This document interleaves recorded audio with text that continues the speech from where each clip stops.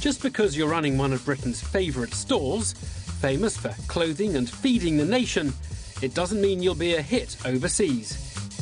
Like many successful retailers, Marks & Spencer became bewitched by the idea that having cracked the UK market, it should conquer the United States. The American market is huge, so the prize for getting it right is enormous. A lot of people have had their fingers burnt in America, in retailing. It's difficult to succeed there, but if you do succeed, it's a very big success. Buying an all-American gentleman's outfitter could have been the springboard to opening M&S shops in the States. But instead, it was a multi-million-pound gamble that didn't pay off and ended in an embarrassing retreat.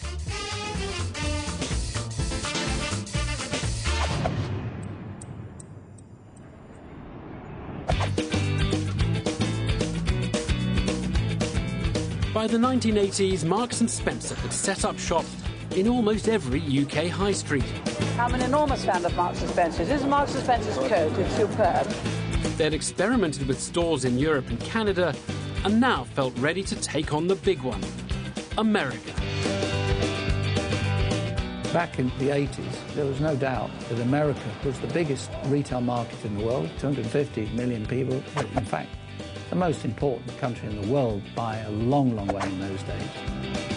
It's almost a machismo issue, if you like, that the retailer has to be there, it has to be competing in that particular market. Lord Derek Rayner, the head of Marks & Spencer, decided the best way to get started in America was to take over an existing business there.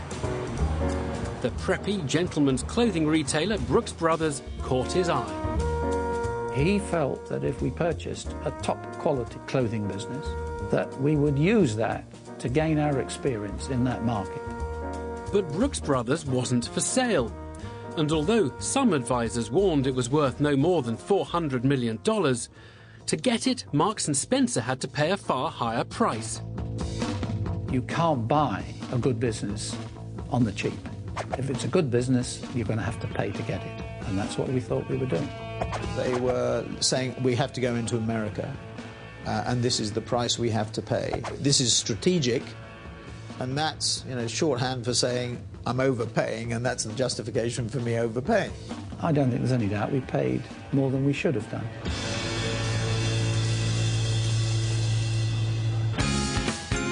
Lord Rayner had big ambitions for his expensive new acquisition, like expanding Brooks Brothers outside the US. But first, he'd open new stores across America and try to modernise the business. The process of bringing some M&S efficiency to Brooks had started well. But only a year after buying Brooks Brothers, Sir Derek Rayner retired, and as he went out the door, so did the passion for Marks & Spencer's American expansion. Sir Richard Greenbury was promoted to the top job at M&S. The great thing that a new leader has is an opportunity to look at everything and be prepared to say, actually, I don't think this is going to work. I felt that the American retail market was so competitive, I did not believe that M&S could embark upon a successful future. Even though he didn't have high hopes for the American project, Sir Richard and the M&S board didn't sell up. They let it jog along instead. Unless you really in your heart of hearts think, we can get this thing to be more valuable by what we do, you get out as quickly as you can. Americans are very good at taking entrepreneurial opportunities of ideas.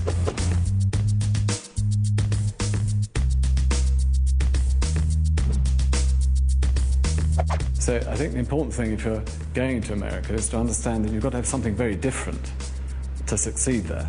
We thought that we could continue to build the sales and we could bring the profitability through. Sir Richard saw greater potential in the Far East, rolling out new, more profitable M&S stores there. And while sales at Brooks Brothers improved, it was hard to make an impact on profits. What they did with Brooks Brothers in those years was just to simply keep the operation going. What they didn't do is take it up to the next level. With the hindsight, you can say we should have been much more aggressive bringing it to the UK and taking it international. But the fate of Brooks was about to be rocked, because back in Britain, M&S was hitting the toughest time in its history. A exciting newer brands were muscling into the high street, leaving Marks & Spencer looking dated. Half-year profits fell by over 20%. They say it's become out of touch with some of its consumers and what they want. Overall, very boring this year. Colour's a bit dowdy, everything's a bit crowded together. By the late 1990s, Marks & Spencer profits were in freefall. Drastic action was needed to protect its main business here in the UK. There was no other option. The key international assets had to go. Now, in a desperate attempt to revive its fortunes, Marks & Spencer is to close all its outlets outside the UK. Across the Atlantic, Brooks Brothers will be sold.